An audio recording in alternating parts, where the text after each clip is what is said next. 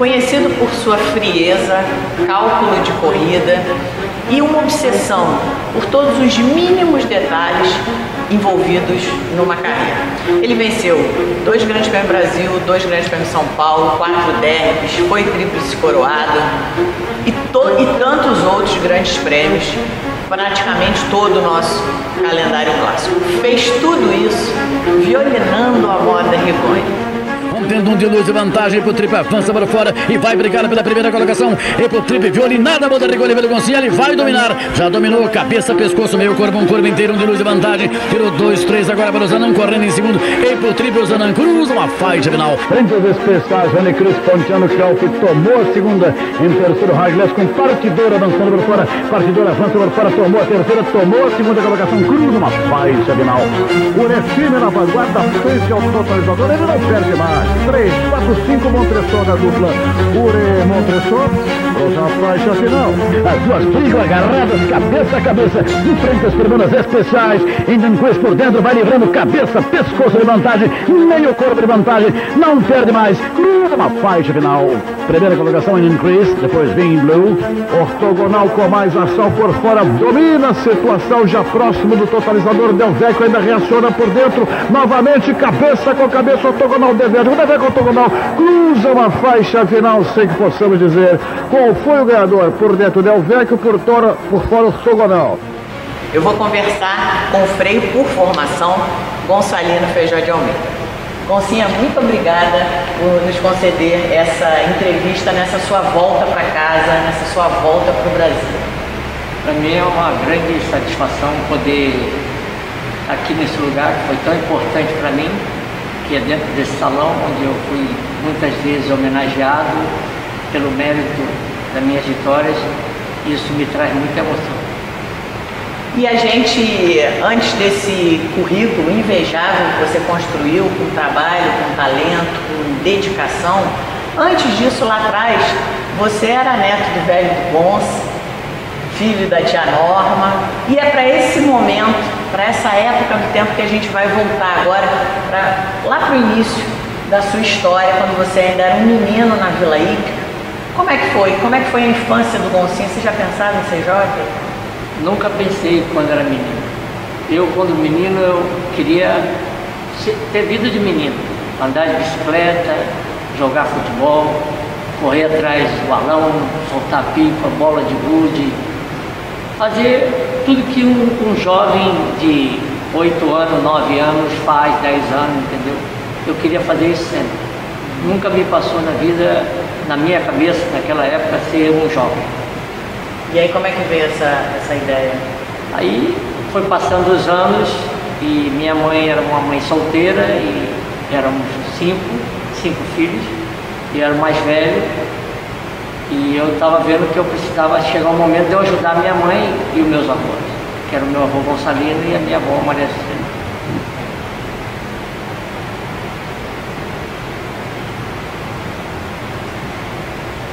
É muita emoção envolvida, né, Goncinha? É muita lembrança e boa, muita lembrança boa e saudável, porque meu avô foi um grande homem. Me ensinou muito, junto com meus tios. E foi aí que eu tomei a decisão, com 14 anos, de querer entrar na escola de aprendiz para poder ser jockey e poder ajudar minha mãe. Goncinha, uma família toda ligada ao turf,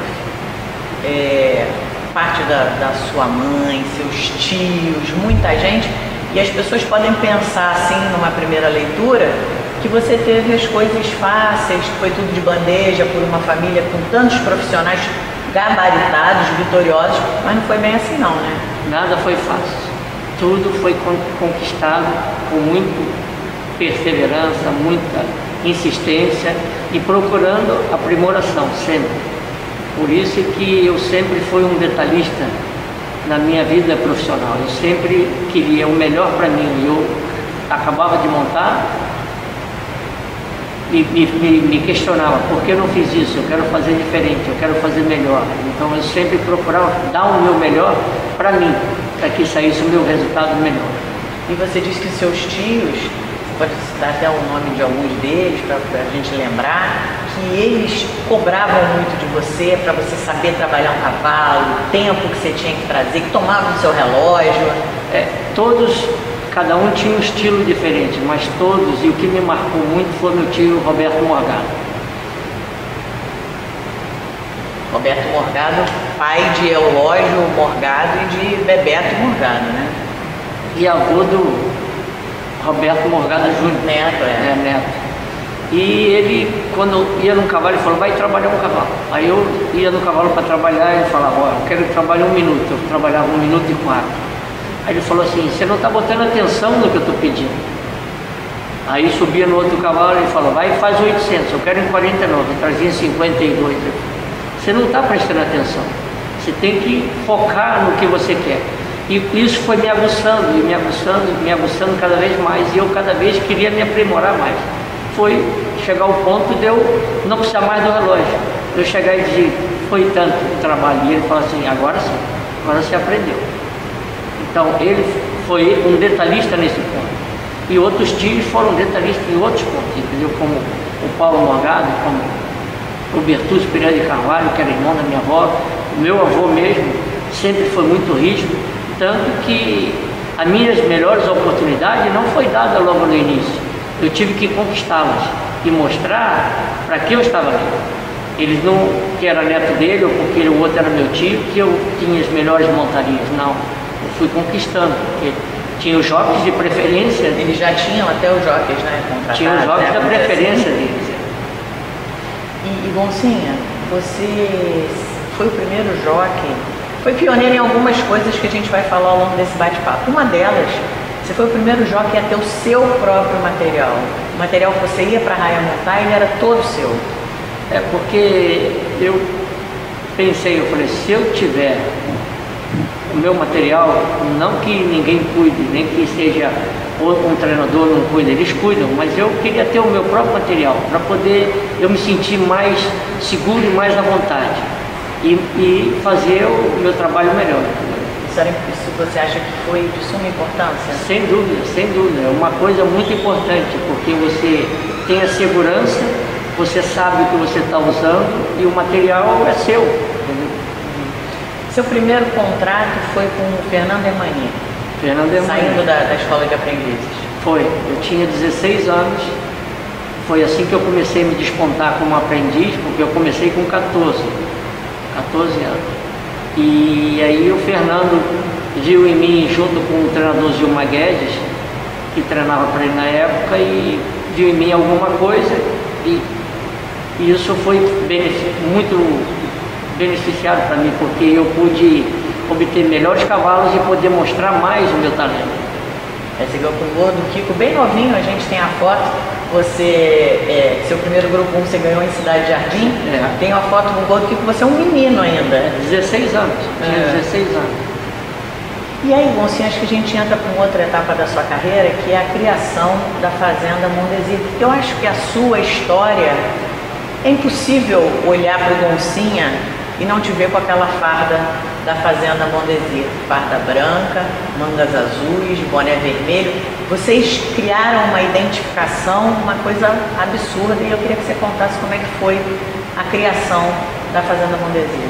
Porque o Antônio Joaquim, quando ele assumiu os animais da Fazenda Mondesi, junto com Paulo César e o Heitor, e eles procuravam um jockey, e esse jockey, eu era contratado do Hermani, e eles perguntaram ao Hermani e a mim se o Hermani cedia eu para montar os cavalos dele. Eu disse, aí o Hermani falou, não tem nenhum problema, se é melhor para o Goncinha, eu vou dar a oportunidade para ele maior, para ele poder atingir. E foi onde eu comecei a montar os cavalos da Fazenda Mondesi. E o estúdio de Fazenda Mondesi foi criado pelo Paulo César, Antônio Joaquim e o Heitor. Eram os 3 irmãos que mexiam com os cavalos naquela época. E começamos a estudar qual era a melhor forma da gente obter as vitórias. E todo mundo tinha sua parte, entendeu? Eles como dono, eu como profissional jockey, tinha o Paraná, que foi uma pessoa mestra em todos os treinadores que passou. Paraná foi um grande segundo gerente, né, de Fazenda Mondesir. Ele era um dos braços, entendeu? Ele era uma pessoa muito importante, o nome dele era Assis Real Prado.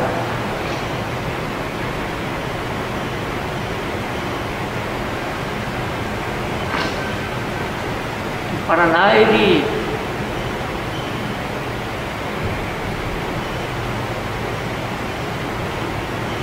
era uma pessoa extrovertida, agradável a todo mundo e muito importante para o nosso resultado. Era uma peça fundamental naquela engrenagem. Ele foi muito importante em todos os resultados. Ele, eu e os treinadores e os cavalariços eram uma equipe só. Os galopadores, todos nós éramos juntos, como se fosse uma família. E daí havia o resultado que foi todo mundo viu o resultado que aconteceu. Primeiro vocês foram para o Vale do Cuiabá e depois construíram mesmo, né, o próprio centro de treinamento do Mondesir. É porque naquela época o Vale do Cuiabá não estava sendo usado e aí eles alugaram e nisso a gente foi obtendo as vitórias lá, porque a pista era uma pista boa, que é boa até hoje, a pista, porque foi muito bem elaborada e feita. E aí foi quando eles tiveram a ideia, o Paulo César, o Antônio Joaquim, de construir o centro de treinamento. Procuraram uma área que fosse perto dali do Vale da Boa Esperança. E encontraram em Pedro Rio, foi onde criaram o Vale das Estrelas, que foi o nome do centro de treinamento, é Vale das Estrelas. E ali a gente chegou, era só um terreno grande, sem nada. E fizeram toda a visualização da área com o topógrafo e falaram aqui vai ser isso, aqui vai ser isso, aqui vai ser isso, e foi construído o Vale das Estrelas. E onde houve todo o sucesso que todo mundo viu que saiu dali. Vamos falar um pouco desses corredores, né, que foram preparados lá. Janos II. Janos II, ele praticamente não foi preparado lá, ele veio pronto da Argentina, ele chegou na semana da corrida, veio preparado só para correr o Grande Prêmio Brasil e venceu. Depois Sunset, outro tempo. Sunset é como se fosse um filho, ele é um filho da casa. Em quarto, Mocambo, em quinto, Ponteira, Sunset. Em frente, especiais, Sunset mantém 2 quartos, Big Lark passou para o segundo. Ele falta por dentro, falta tentar a segundo, Ponteira, Sunset, não perde mais. Em frente, os toques, 2, 3, ele volta para o segundo, Big Lark em terceiro. Sunset firme, fácil. Com muita sorte, conseguimos vencer com o Sunset, que era um filho da Fazenda Mondesir. Que aí com a criação, aí tem um gosto especial, né? Você ganha como proprietário e como criador também. Ainda mais que ele era filho de um cavalo que foi adquirido pelos avós do Paulo César, do Antônio Joaquim e do Heitor. Então, isso foi muito importante, essa vitória. Depois Bretanha. Bretanha já era uma sequência, entendeu? Já foi uma sequência daquilo que a gente já vinha fazendo. Foi uma égua que era uma égua extraordinária, pequenininha, mas tinha uma inteligência muito grande. E eu conversava muito, porque eu sempre conversei muito com os animais. Você conversava com os cavalos quando você montava neles? Quando eu treinava eles, eu já conversava para eles escutarem a minha voz. Quando eu ia no canto, eu ia conversando com eles. E quando largava, eu também conversava com eles. Por toda a tensão que tinha, eu ia falando, não é agora, vamos esperar um pouco mais. E isso havia o meu resultado, porque eu acho que uma energia que eu podia soltar que eu imaginava, ou podia ter ser isso real mesmo, que eles rendiam e faziam o que eu queria na corrida. E isso para mim foi muito importante. E a Bretanha, você acha que ela era mais ligada nisso? Não, todos eram, porque com temperamento tinha mais a Cisplatine, tinha mais a Deep Blue, eram animais que tinham mais temperamento, mas eu conversando com eles, eles sempre me cediam, como o caso da Deep Blue. contornam uma curva de chegada e entram pela reta final. A 600 metros do espelho bizantino e a ponteira. Avança Deep Blue por fora. Gonçalves não fez correr ainda com Belly Valley, próximo em terceiro. Deep Blue toma a ponta de branco, corpo inteiro. Belly Valley avança por fora, passou para a segunda e avança por fora. Deep Blue a ponteira mantém um corpo levantado para Belly Valley, avançando por fora. Deep Blue ponteando, Gonçalves vai para o violino da Valdo Arrigoni. A mantém um corpo levantado para Belly Valley em segundo. Deep Blue e Belly Valley. Deep Blue um corpo inteiro para Belly Valley, correndo em segundo, cruzaram 150 metros finais. Deep Blue ponteando sempre, violinada da Valdo Arrigoni. Tem um corpo de vantagem de luz para Belly Valley em segundo. Deep Blue e Belly Valley. Deep Blue, Belly Valley, Deep Blue, Belly Valley. Cruza uma faixa final. Primeiro Deep Blue, segundo Belly Valley. A Deep Blue, a gente fez um teste lá no centro de treinamento de botar um algodão na orelha dela, mas amarrado pelo um barbante fininho. E falamos, para ela ficar calma no boxe, para ela se relaxar um pouco mais. E a tendência era abrir o boxe, correu 20, 30 metros, eu já tirava os algodões da orelha dela correndo e punha ele embaixo da minha cilha, para ele não ficar balançando na égua, não espantar os outros animais que estavam em volta. Então eu encaixava ele dentro do cilindro, na frente do cilindro. E aí ela deu resultado, foi uma grande época. Então temos Bretanha vencendo São Paulo, depois a Cisplatina. Você acha que a Cisplatina correu os paros mais duros do que a Bretanha? Eu não tenho dúvida, porque a Cisplatina ela venceu mais provas com rivais mais difíceis. E ela venceu a Taça de Ouro, ela venceu o Grande Prêmio São Paulo, entendeu? Foi uma prova que tinha muitos animais com muito bagagem, porque eles eram ganhadores de derby, ganhadores de Grande Prêmio São Paulo, Grande Prêmio derby no Rio. Tem cavalo que veio da Venezuela, o Lutz, é um cavalo que era um super cavalo, e ela superou eles todos. Aí eu quero que você fale agora um pouco da Indian Chris, primeira égua a ser tríplice coroada. E por que eu gostaria que você falasse disso aí? Porque você é um jockey muito técnico, muito ligado na preparação dos animais, em toda essa construção. E a gente sabe, vencer um grupo 1 é difícil. Você vencer 3 com uma égua em todas as distâncias é mais difícil ainda. Então eu queria que você contasse essa história da Indian Chris. Indian Crazy vem em Blue, lutam pela primeira e a Lua B, o corpo em terceiro, enfrenta as tribunas gerais. Indian Crazy por dentro sacou cabeça e o Goncinha passou o chicote para a direita. Vem em Blue, avança por fora, tocada de canhota. As duas brigam agarradas, cabeça a cabeça, enfrenta as tribunas especiais. Indian Crazy por dentro vai livrando cabeça, pescoço de vantagem, meio corpo de vantagem, não perde mais, cruza uma faixa final. Primeira colocação Indian Crazy, depois vem em Blue. Indian Chris, eu estava recém voltando, passei uma temporada nos Estados Unidos, aí voltei por passar uma temporada aqui e tive a oportunidade e a satisfação de poder ter uma égua que era Indian Chris e poder fazer com que ela viesse a ser a primeira tríplice coroada, que ela abriu a porta para todas as outras que vieram depois dela, mas até o momento ninguém havia feito esse grande feito. E a Indian Chris, ela era uma égua que tinha um padrão de corrida muito importante, ela era muito corajosa e brigadora, entendeu? Ela gostava de brigar. Ela não queria nunca estar muito atrás, como era a Bretanha, como era a Cisplatina. Ela queria estar mais participando no pace da corrida, tinha que controlar ela para que ela finalizasse e tivesse um rendimento maior no final. Das 3 provas, qual foi a mais difícil para ela ganhar? Qual você acha que foi porque ela foi melhor, foi mais fácil? Eu acho que o Grande Prêmio de Ana foi a prova mais difícil para ela. Os 2.000 metros. Foi quando ela atingiu a distância de 2.000 pela primeira vez. Depois, a terceira prova foi uma prova mais fácil. E a primeira também foi uma prova muito equilibrada, mas ela tinha muita categoria, ela era uma égua muito boa. A gente falando assim desses animais de Mondesi, eu sempre escuto você falar com muito carinho do Antônio Joaquim. Não só carinho, mas de uma pessoa que parece que é de muita importância na sua vida pessoal e profissional. Eu queria que você falasse um pouco dele. Toda a família foi muito importante na minha vida. Mas o Antônio Joaquim, ele se destacava por um ponto, porque eu o via como meu pai, meu amigo, meu irmão, E ele me tratou sempre com muito carinho e eu muito respeito a ele, pelo me receber na casa dele. Eu estava sempre com ele na casa dele, com a dona Solange, com os filhos todos.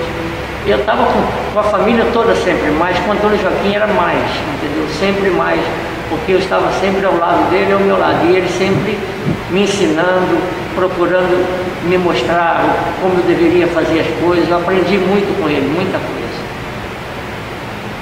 Agora, é claro que a farda do Mondesi é a que a gente mais, que liga você imediatamente, porém você ganhou para todos os outros grandes ares também. E uma vitória que eu acho que é interessante você contar a história é a do Grison, vencedor do derby. O Grison é uma história muito interessante, porque eu fui a São Paulo a montar a Taça de Prata, um cavalo do Mondesi, mas era um cavalo que não tinha muita expressão, não era um cavalo um campeão, e nem tinha assim um modo de poder ser no futuro um cavalo bom. Que ele fosse evoluir, né? Que pudesse evoluir. Então, terminou a corrida, o cavalo correu o que a gente achava que podia correr, talvez podia achar que pudesse gostar da pista de São Paulo, correr melhor um pouco, mas ele correu o padrão dele. Aí, terminou a corrida, fui para o aeroporto, no avião, e por coincidência eu, na minha cadeira que estava ao lado do corredor, e do outro lado do corredor sentou o Moacir, que era um representante do Linneu, trabalhava com as fazendas São José Expedidos. E aí começamos a conversar daqui, como foi a corrida. Eu falei, o meu cavalo correu o que a gente esperava, mais ou menos, não foi melhor. E ele falou, não, nossa, a gente esperava que corresse mais, não sei o que, mas não foi bem. Eu falei assim, eu estava observando o seu cavalo, porque eu observava muitos animais antes de entrar no box, antes de correr, e na corrida eu observava, mesmo montando o meu, eu observava os outros. E eu observei muito o Grison. E eu falei para o Moacir, fala para o Dr. Francisco, se ele me der a chance de montar o Grison, eu vou vencer a seletiva da Taça de Ouro, vou vencer a Taça de Ouro e vou vencer o derby com ele. Aí ele falou, você está falando sério? Eu falei, eu estou falando e afirmo. Aí o avião pousou, cada um foi para suas casas, e no dia seguinte à noite, nas corridas da noite, me chamaram da comissão de corridas. Aí era o Dr. Francisco que havia me chamado e me perguntou, você veio ontem de noite no avião para o Rio, ontem mesmo? Eu falei, foi. E você encontrou alguém? Eu falei, sim, eu por coincidência sentei ao lado do Moacir. Aí ele falou assim, você falou alguma coisa com ele? Eu falei, sim, falei, sim senhor. Falei que se eu montasse o Grison, se ele me desse a oportunidade de montar, se o senhor me desse a oportunidade de montar o Grison, que eu venceria as 3 provas com ele. Venceria a seletiva da Taça de Ouro e vencia a Taça de Ouro e ia vencer o derby. E ele falou, você falou isso mesmo? Eu falei, sim senhor. Então você tem a montaria dele. Aí passou uns dias, na próxima semana ele me falou, você vai a São Paulo para trabalhar? E eu falei com o Antônio Joaquim, preciso ir a São Paulo para trabalhar o Grison. Aí ele falou, não, tudo bem. Fui lá, trabalhei, ficou tudo certo, vim. O cavalo correu, venceu a primeira prova da seletiva, venceu a Taça de Ouro e venceu o derby. Aí veio um problema maior, porque se aproximou o Grande Prêmio Brasil. E aí o Dr. Francisco me chamou de novo, em cima das tribunas, lá na comissão de corrida, e me perguntou, e agora, como a gente vai fazer? Eu falei, Dr. Francisco, eu falei para o senhor que eu ganharia as 3, e eu venci as 3. Agora, a 4ª prova, eu sei que eu não vou poder montar, porque eu tenho compromisso com a Fazenda Mondesi, e vai correr 2 éguas, vai correr a Bretanha e vai correr a Cisplatina. Mas como? Você vem ganhando com o cavalo, não vai montar, Dr. Francisco? Por favor, o senhor tem que entender o meu lado. Eu prometi o senhor e cumpri o meu prometido. Agora a coisa tem outro fundamento, entendeu? Para mim é muito importante, porque eu tenho que montar uma das 2 éguas. E acabei montando a Bretanha. O Gabriel montou a Cisplatina, infelizmente naquele ano choveu, as 2 rendiam menos na pista pesada, e o Grison ganhou de ponta a ponta com o Barroso. Senão seria as 4 vitórias. Monsinha, seus colegas falam de você como uma pessoa muito reservada, compenetrada, estava sempre assim focado, não era de muito papo, entrava na pista, ficava quieto na sua, que você, todo metódico, tinha uma cadeira que só você podia sentar, a segunda cadeira da sala de jockeys, que ninguém podia sentar na cadeira. Tem a Santa lá, né, que foi você que colocou. Isso tudo era proposital? Não era proposital, isso era a sua personalidade. O ambiente que eu desejava para me tranquilizar, para eu ir para a pista compenetrado. Porque de observações, quando eu era aprendiz, eu observava muito os jockeys antigos, antes de mim. E cada um eu fui pegando o seu jeito e trazendo para mim e aprimorando ao meu modo, entendeu? Então, isso foi uma coisa que eu vim aprendendo desde quando eu era aprendiz. E por isso eu tinha essas atitudes, entendeu? Mas sem nunca desmerecer ninguém, nem ofender ninguém. Entendeu? Não, eles falam de uma maneira assim, que era uma pessoa que estava sempre muito compenetrada, que não tinha muito bate-papo, que não tinha, que você ficava na sua o tempo todo, acabava de montar, guardava suas coisas e entrava no seu carro. Porque aqui era o meu lugar de trabalho, e por isso era o meu lugar de compenetração. Eu ficava muito compenetrado. Eu já chegava, ficava bem compenetrado para poder fazer o relaxamento da minha mente, para poder, tudo que eu planejei, que eu ia fazer na pista, não ficasse por eu me estressar ou me distrair por algum outro motivo. Por isso eu procurava ficar sozinho, observando, e observava tudo, entendeu? Tudo eu observava. Detalhes de todos, até dos animais. Não meu, só os meus, até dos outros adversários.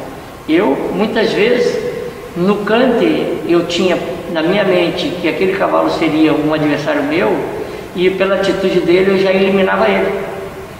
Já ia para o boxe, já sabendo que eu tinha que ver outros adversários. Aquele já não era o meu adversário. Então você fazia um estudo, né? A minha mente trabalhava de uma forma que captava a energia dos cavalos que estavam ao meu lado, para que eu pudesse ter o meu resultado da forma como eu tinha, com muita calma, muita paciência e sabendo o que eu estava fazendo, que era para finalizar, sempre que o modo que eu mais gostava de vencer era dessa maneira. Falando em rituais, eu tenho uma memória da minha infância. Eu a vida inteira fui vizinha da sua mãe, né? A cocheira do seu avô era 13, a do meu pai era 9, e eu fui criada ali, todo mundo junto, né? E eu lembro perfeitamente que aos domingos você chegava de manhã de carro com a Ana, sua mulher, na época eram 2 filhos apenas, né? A Cândida e a Eulino, vocês 4 chegavam, você parava o seu carro na porta da 13, aí descia todo mundo, você ia falar com o vovô Gonça, né? Como uma espécie de bênção, né? Uma coisa assim. Era tipo um mantra, né? Aquilo era um ritual. Era um ritual, como um mantra, porque eu passava lá, coletava a energia da minha mãe, a energia do meu avô, e junto com a minha e da minha família, da minha mulher e dos meus filhos, e isso concentrava dentro de mim. E eu ia para o meu trabalho feliz e sabendo que eu ia realizar aquilo quando eu quisesse na pista. No momento que eu te achasse que tinha que arrancar com o cavalo de trás e alcançar o outro no vencedor, eu sabia o que eu estava fazendo. Não foi um acaso, eu fazia aquilo porque eu sabia a maneira que eu tinha que agir, porque além da minha família, os animais estavam condicionados para isso, porque eu ensinava a eles a forma que eu queria que eles fizessem. Todos venceram provas anteriores, distâncias mais curtas, correndo mais próximo, e depois passaram a vencer provas mais longas e correndo atrás, muito atrás, e atropelando e vencendo. Você sempre foi muito ligado às suas raízes? Sempre, eu sou até hoje. Eu sou até hoje, porque família é muito importante, e a família te traz bom resultado e boa energia, entendeu? E seus amigos? Goncinha, quem foram as pessoas, assim, seus amigos que você levou para a vida? Meus amigos foram meus amigos a vida toda e são meus amigos até hoje. Eu tive amigos na infância que começaram comigo como meninos atrás de balão, soltando pipa, jogando bola de gude, e depois foram ser jockey, como o Luiz Carlos Januário, que foi um grande jockey, foi jockey comigo e é meu amigo até hoje. Tem o Pigmeu, que foi meu amigo na infância e foi meu amigo até hoje, entendeu? Tinha um outro que era muito importante para mim também, que me dava conselhos, que era o Francisco Conceição. Ele era, seu fiel escudeiro. É como meu anjo da guarda. Ele me ajudava nas matinais, trabalhando os cavalos, e depois que terminava de trabalhar, a gente ia para minha casa, tomava café todo mundo junto, e depois eu vinha montar, o dia que não tinha corrida, íamos para a praia, ou ficar na piscina, fazer alguma coisa, porque eu me sentia bem junto com eles, porque eles eram muito importantes para mim. Aí você percebe que é aquele círculo pequeno de pessoas bem escolhidas, né? E que elas foram a vida inteira com Foi você. Pessoas que se aproximaram de mim quando eu era um menino, e que depois que virei um homem e um jockey, e passei a ter mais êxito, nunca mudaram a atitude comigo, sempre foram as mesmas pessoas. E são até hoje. Infelizmente, um não está aqui para contar o Conceição, mas ele foi um grande amigo, sempre esteve comigo. Aí, Goncinha, a gente entra num outro momento da sua vida, já a mudança para os Estados Unidos. Mais uma vez, você é pioneiro, nenhum jockey tinha ainda. Hoje a gente tem vários jockeys brasileiros no exterior, no mundo todo, fazendo sucesso no mundo todo, mas você foi o primeiro que foi para a América e se fixou lá. Eu tive duas oportunidades iniciais de ir aos Estados Unidos. A primeira foi... Duas não, foram três. Porque a primeira foi em 1976, quando nós vencemos com James II o Grande Prêmio Brasil. Ele foi convidado a correr o Grande Prêmio Washington DC International, que era feito no hipódromo de Laurel, em Maryland. E foi a primeira vez que eu fui aos Estados Unidos, mas fui lá muito frio, meu Deus, eu queria ficar nem mais um dia lá. Voltamos. Depois tive a segunda oportunidade de ir aos Estados Unidos, que foi convidado pelo Gobert, que era um amigo do Gilmar Guedes, amigo do Alfredo Bruns.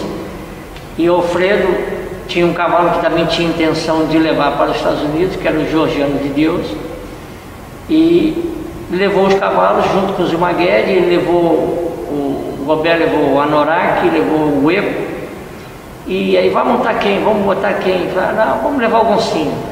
Aí me levaram para montar os cavalos, e eu acabei vencendo com um outro cavalo brasileiro que já estava lá, que chamava Écio.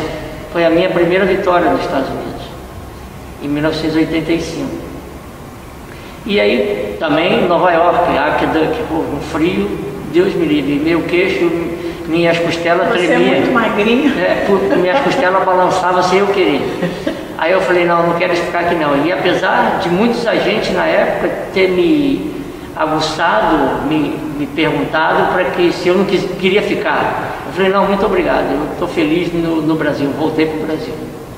E aí um pouquinho mais depois, alguns anos, houve uma nova oportunidade que foi feita pelo Lineuzinho, junto com o estúdio Beverly Hills de São Paulo e o Eduardo Guimarães Rato. Fizeram um pool de cavalos, levaram para a Califórnia e me invitaram a ir montar os cavalos na Califórnia.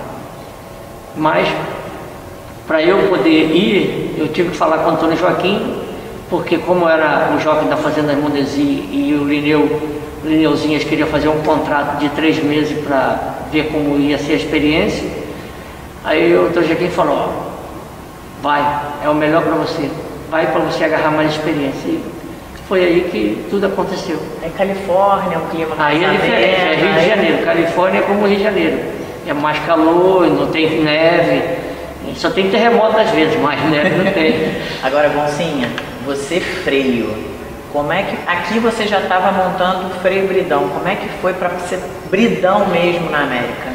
Foi muito difícil, eu tive que me reinventar, Fazia mais de 20 anos de profissão. Tocando violino sempre, o tempo todo, com chicote na orelha dos cavalos.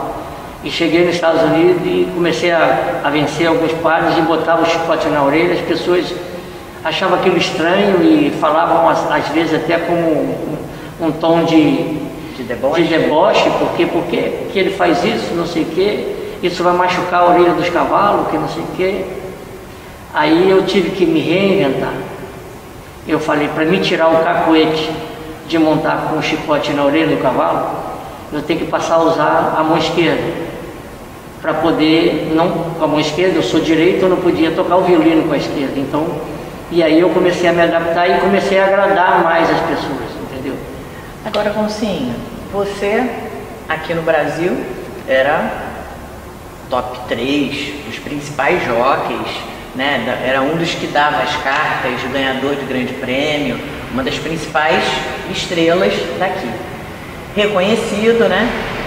Como é que faz esse exercício de humildade para você ir para um lugar que você tem que começar do zero, já com mais de 20 anos de profissão?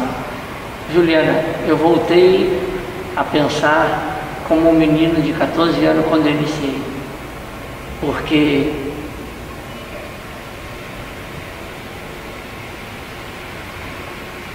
eu tive que esquecer tudo que eu já tinha feito para aprender de novo. E para eu aprender de novo, eu tinha que agradar as pessoas.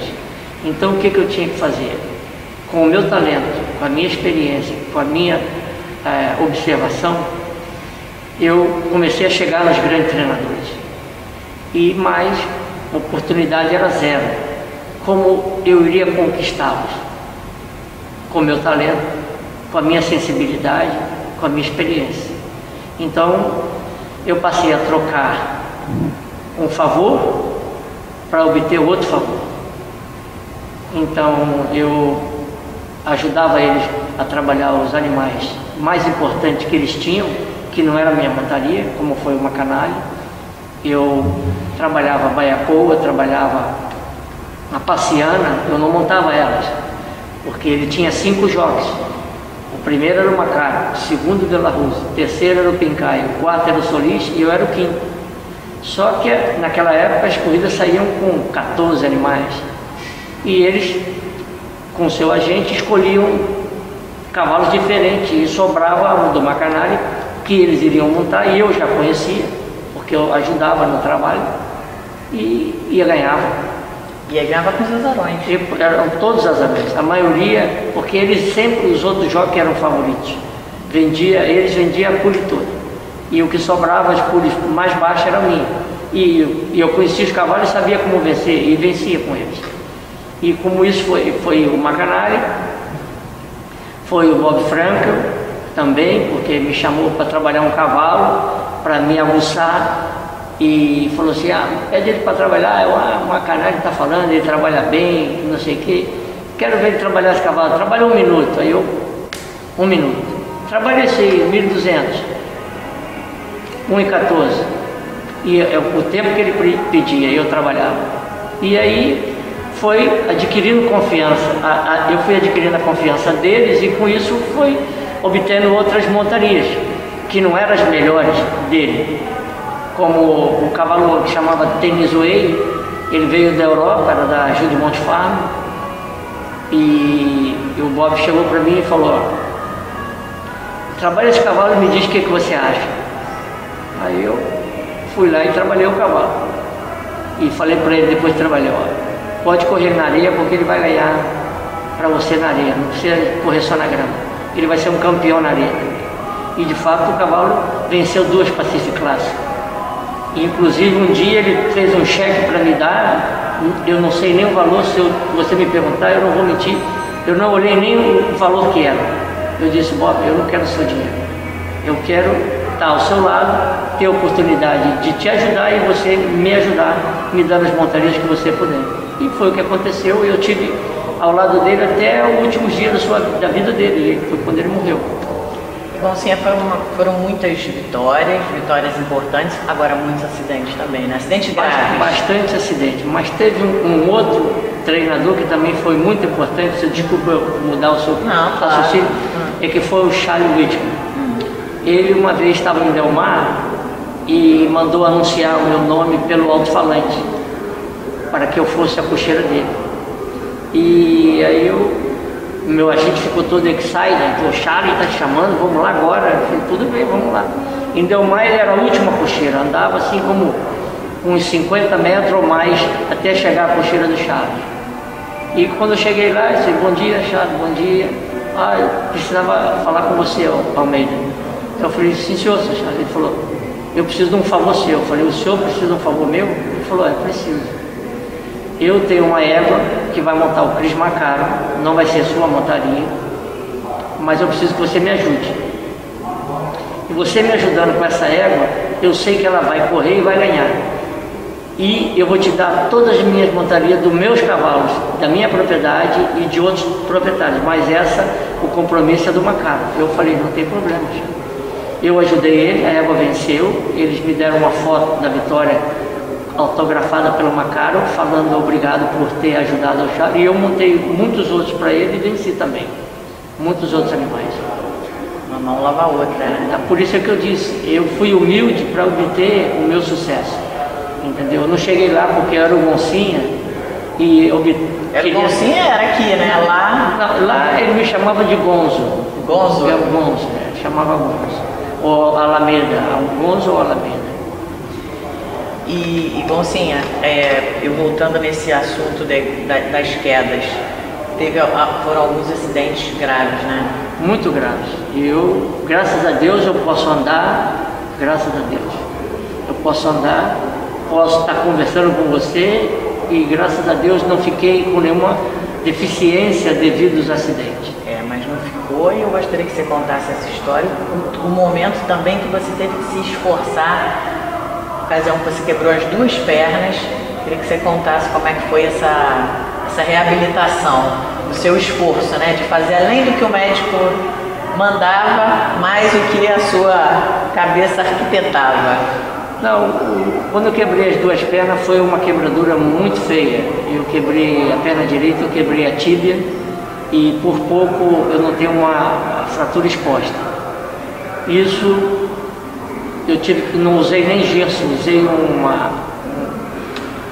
ferro que chama frame, que é como uma ferradura, era uma ferradura na frente, em cima do meu pé, e outra ferradura aqui em cima. E tinha uma barra que era para esticar a perna, e passava 2 arames por dentro do meu tornozelo, para esticar o osso e a perna ficar reta. E foi posto 3 parafusos direto na minha perna para poder sustentar essa barra. E isso o médico falou, no mínimo 1 ano e 4 meses você, no mínimo, para voltar a montar. Eu falei, mas doutor, não, no mínimo é isso. Você vai ficar esse tempo todo. Eu falei, tudo bem. Aí começou o meu tratamento.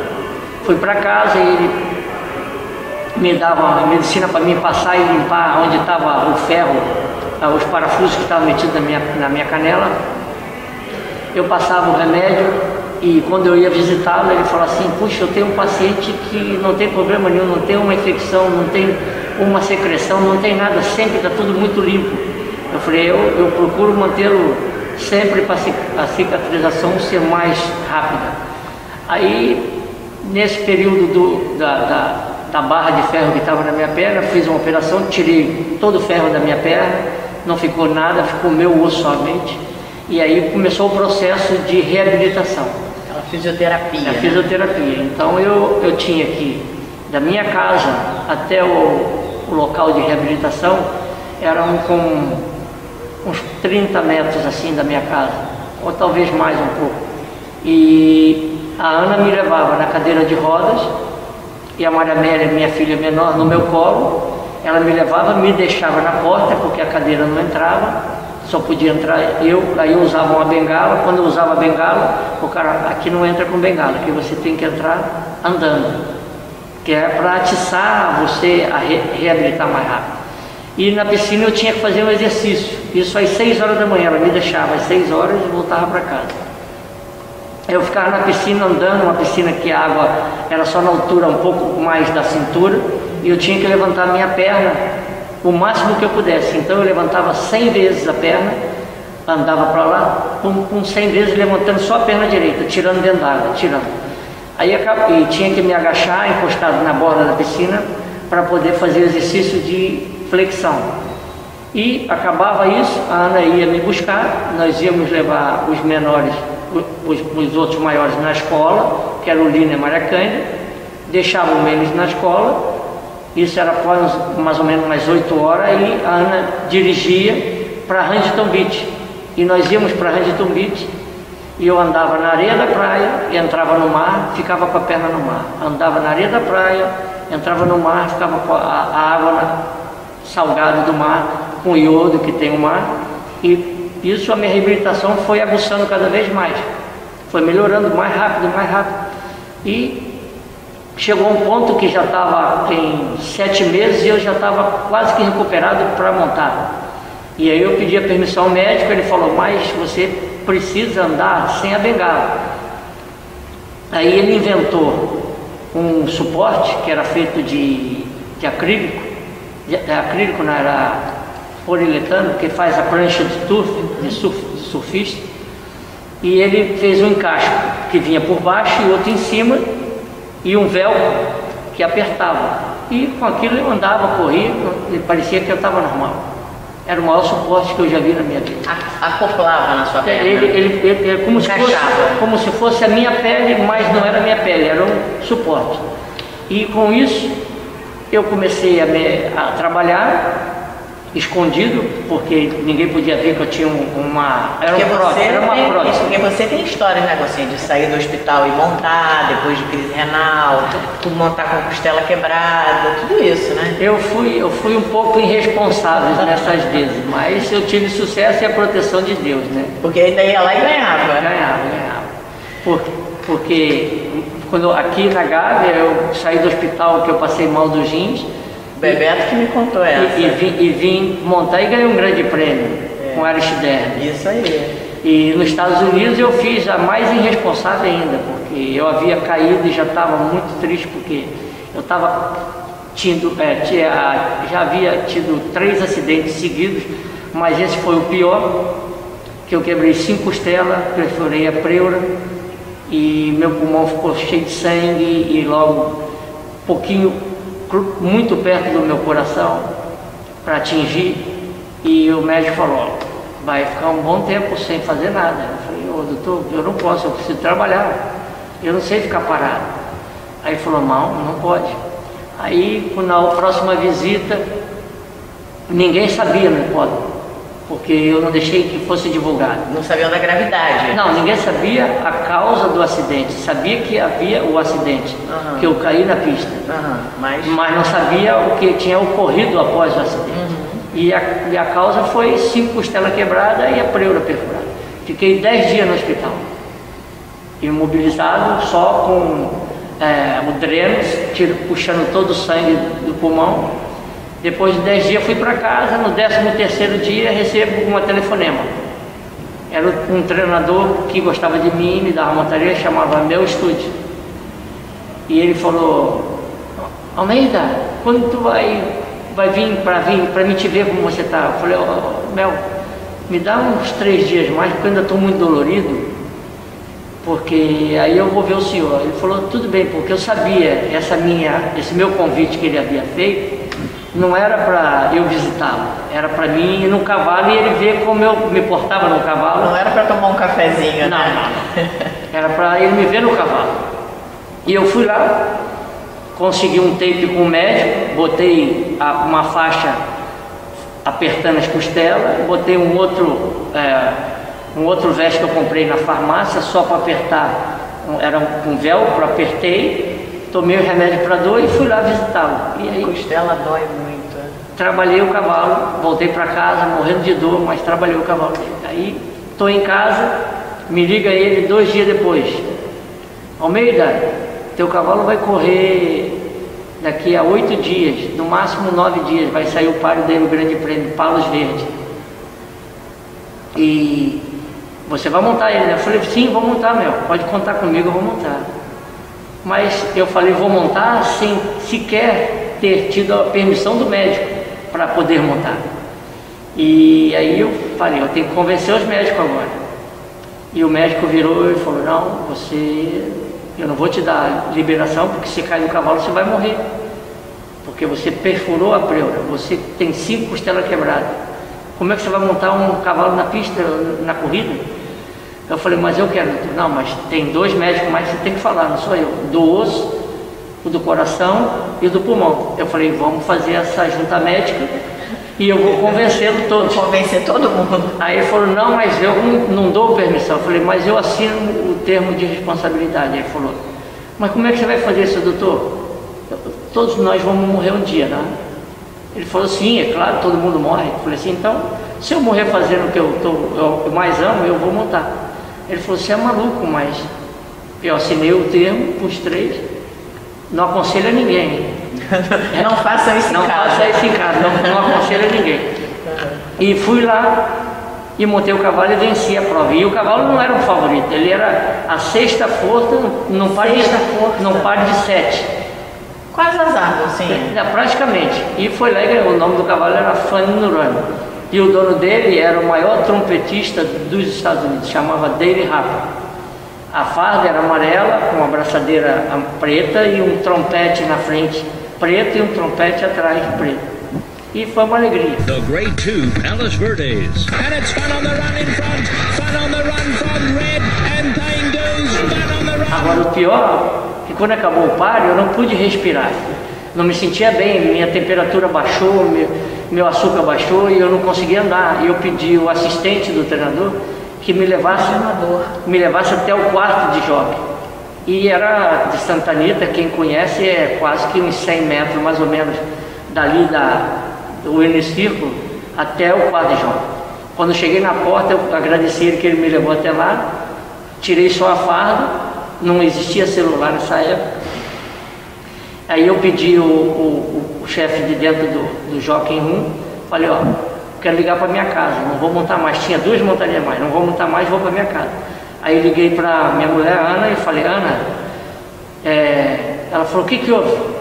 Aconteceu alguma coisa? Eu falei assim, não, nós ganhamos, mas me pega na porta de trás porque eu não vou montar mais, nem troquei a roupa, tirei a roupa em casa, a roupa de jockey.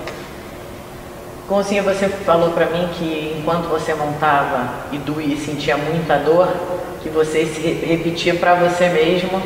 Esse cavalo eu fiz isso. Eu larguei, tomei a ponta, era um páreo difícil, porque era um páreo muito veloz, 1.200 metros, e esse cavalo gostava de correr na frente. Eu saí meio corpo, uma cara estava por dentro e eu não dava chance a ele, não prejudicava, mas não dava chance dele pensar em passar por dentro. E aí fui levando ele e entrou a reta, eu levantei o braço, comecei a castigar o cavalo e disse, a dor não me suporta, eu suporto a dor não me suporta, eu suporto a dor e vamos, e ganhei de meio corpo. E 7 cavalos na fotografia.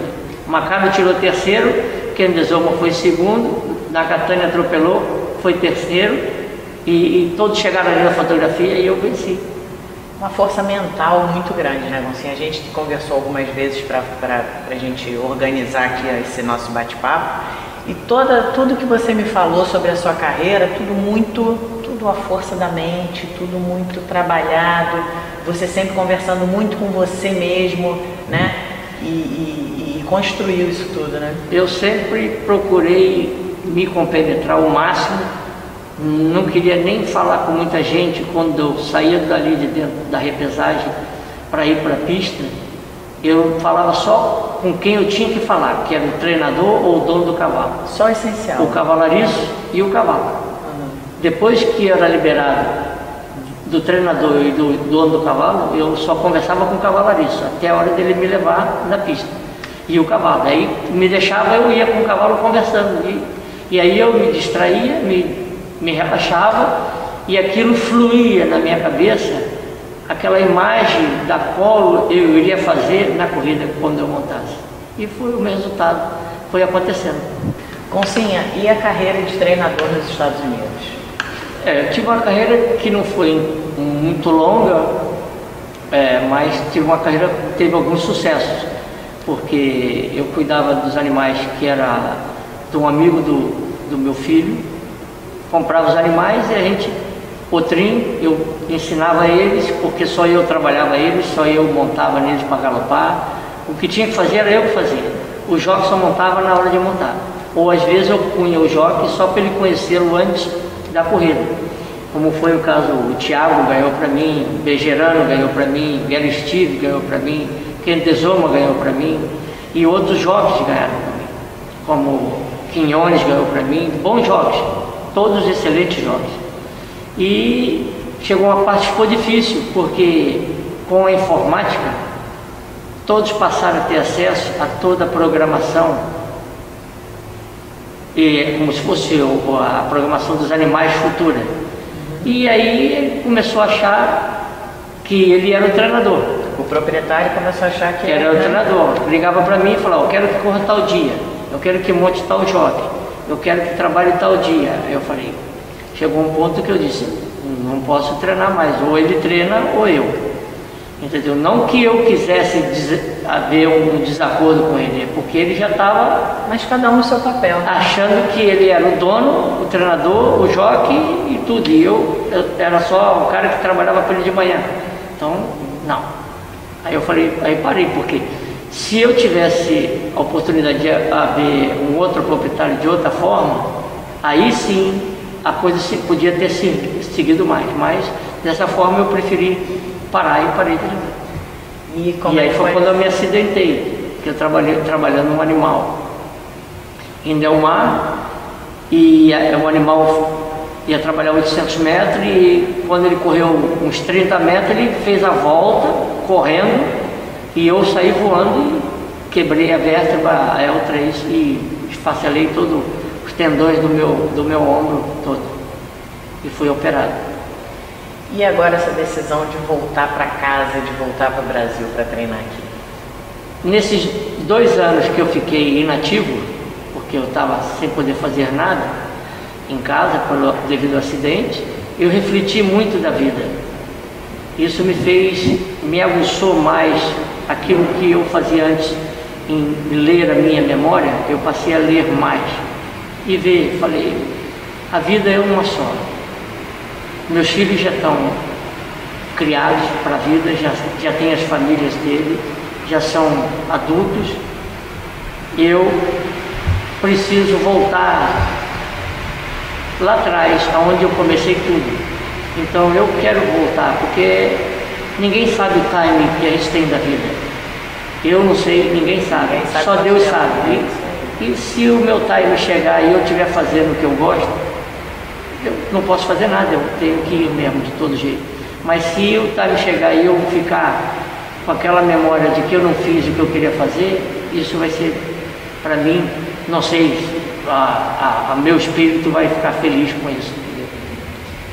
A gente falou da tua carreira profissional toda, você vai fazer daqui a pouco, em janeiro, 68 anos, um casamento aí de mais de 40 anos, 3 filhos, 5 netos.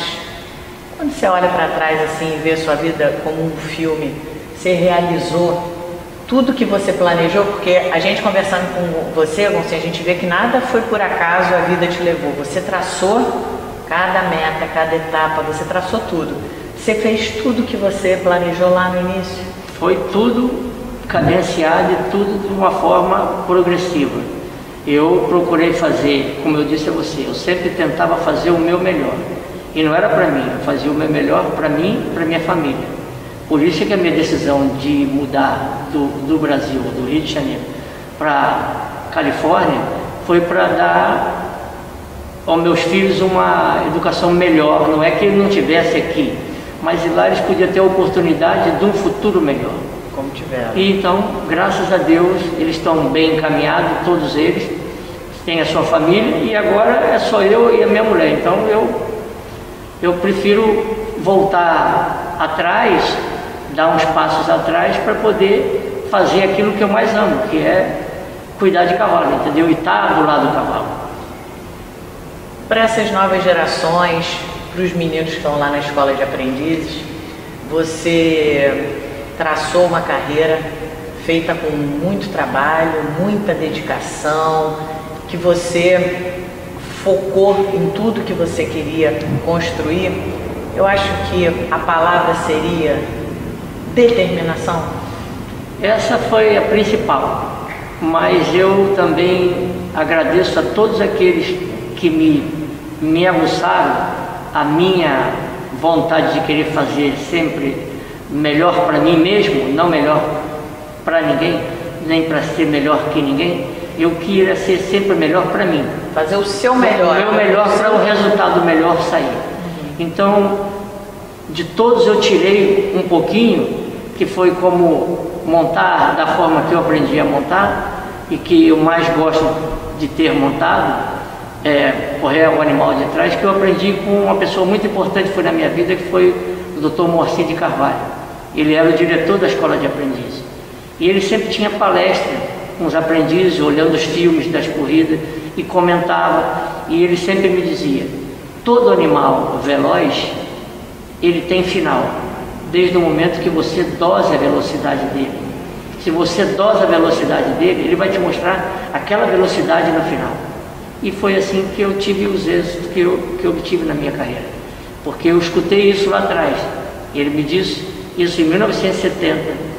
E isso foi como uma coisa na minha mente, sempre estava aceso na minha mente, mostrando. E quando eu trabalhava um cavalo, eu procurava educar ele a fazer isso, e eles foram me correspondendo, porque eu conversava com ele, vamos fazer isso, vai ser melhor para você, melhor para mim, e vamos fazer junto, e vamos conseguir, vamos ganhar, e aí o resultado aconteceu. Monsinha, conta a história do Derby Winner Chico Corredor. O Chico Corredor foi uma montaria que surgiu, porque primeiro o Antônio Joaquim me ligou e perguntou se eu queria montar um dos 2 cavalos que ele tinha para correr o Derby. Porque na época ele tinha 2 animais que ele achava que tinham chance para ganhar o Derby. E eu falei, doutor Joaquim, eu tenho um compromisso aqui para mim, desvencilhar daqui tudo isso. Aí ele falou, pô, você tem 2 cavalos. Aí eu falei, tudo bem, eu vou comunicar os treinadores e vou para o senhor montar o cavalo. Manda o tape para mim assistir o tape, para vir escolher um dos 2. Aí ele enviou o tape para mim, eu assisti o tape, só que passou alguns dias depois que eu havia assistido o tape, o VCA, aí ele virou e falou, não, você não vai precisar vir mais. Eu falei, e agora? Não, Monsinha, mudando o plano. Eu falei, tudo bem, mas eu não fiquei bravo com ninguém, porque alguma coisa aconteceu, mas eu entendi. Só que Você já tinha se avisado aos treinadores todos que eu não ia estar aquela semana lá. E ia ser uma semana nula para mim. Eu falei, pô, não posso perder uma semana. Aí eu peguei o tape e assisti 30 vezes. Para frente, para trás, pausava, voltava. Vendo os animais que correram a segunda prova. Que provavelmente iam correr o Derby. Aí eu falei, eu pesquei um cavalo, que era o Chico Corredor. Falei, eu gostei desse. Que é um animal que estava sempre se aproximando, mas nunca finalizava muito. Aí eu falei, vi o treinador, falei, o Gordo. Aí a Magalhães. Aí eu fui e liguei, Gordo, quem vai montar teu cavalo? O Chico Corredor. Ele falou assim, pô, Monsinha, fui barrado agora de manhã, pelo jogo que ia montar. E estou sem jogo. Falei, não, você não está sem jogo, você tem eu como jogo, mas vou te pedir um favor. Tu faz uma coisa no cavalo, se você gostar e o cavalo te mostrar que melhorou, você compra a passagem e manda para mim e para Ana. Que eu... Coisa. O que você pediu? Para ele botar um Antólios no cavalo. E ele botou o Antólios no cavalo. Então, ele trabalhou o cavalo no sábado e o cavalo foi outro cavalo, o cavalo melhorou muito. E ele falou, já comprei a passagem. No sábado, depois do trabalho, ele ligou para mim, já comprei a passagem, pode falar para a Ana que vocês vão vir. Eu falei, tá bom. Aí eu vim e venci o grande prêmio, o Derby. Pura sorte. Você vê, o que é do homem o bicho não come. Não penso nem assim, foi mais a minha observação, porque se eu viesse montar o outro animal, podia ser até que eu não tivesse ganho.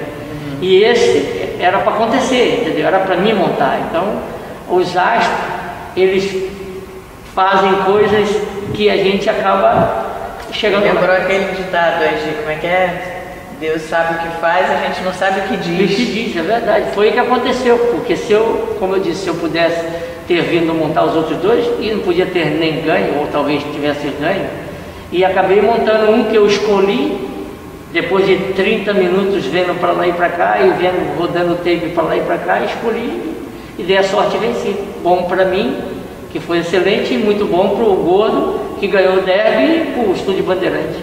Goncinha, muito obrigada por esse bate-papo, obrigada por contar tantas histórias maravilhosas. Eu te desejo uma boa sorte aí nessa nova fase da tua vida, da tua carreira, que dê tudo certo.